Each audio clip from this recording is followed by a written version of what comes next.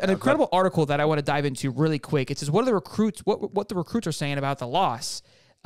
This was an interesting one, right? We've never really had this much insight. Again, we're getting more and more with just where the world's headed with NIL. These are the pros, in my opinion.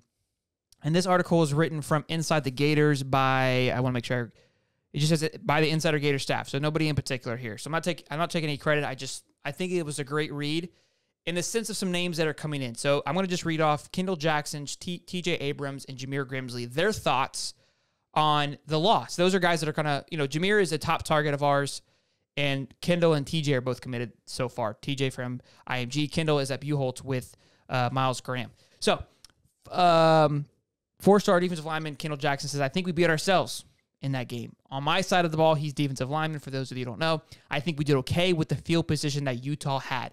I think everybody's kind of in that same boat that the defense played very well for what was given, right? I felt like they were always kind of playing behind the eight ball. Four-star. This is a new name, but it's 2025 wide receiver target, which is that's a kind of a point of emphasis for us. He said, I was disappointed because I really believe that UF was going to win the game, as we all did. The offense was sloppy. They looked uninterested.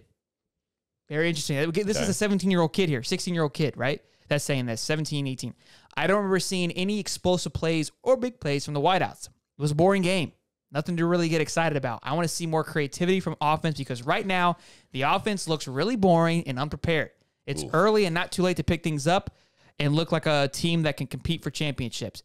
That's tough, man. What's that recruit's name? Oh, geez, Dave's got to go. God, Dave. He's going to get blocked instantly. Like Kobe Howard. No, I was going to say I agree with him. Kobe Howard. Okay. No, I know you were.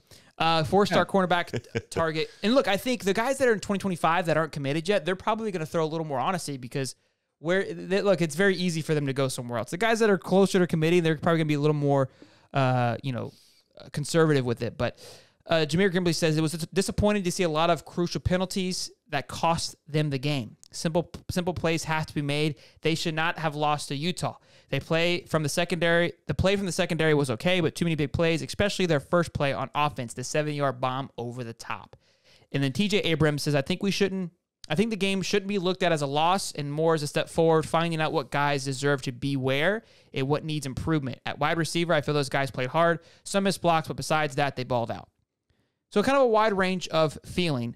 But all in all, look, I enjoyed hearing that. I think it was honestly, because the fans are so sporadic on one side, on the other side, myself included, I think we're very emotional.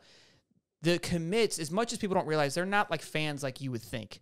They've been playing football their entire lives. They're just trying to find the best place where they feel fit.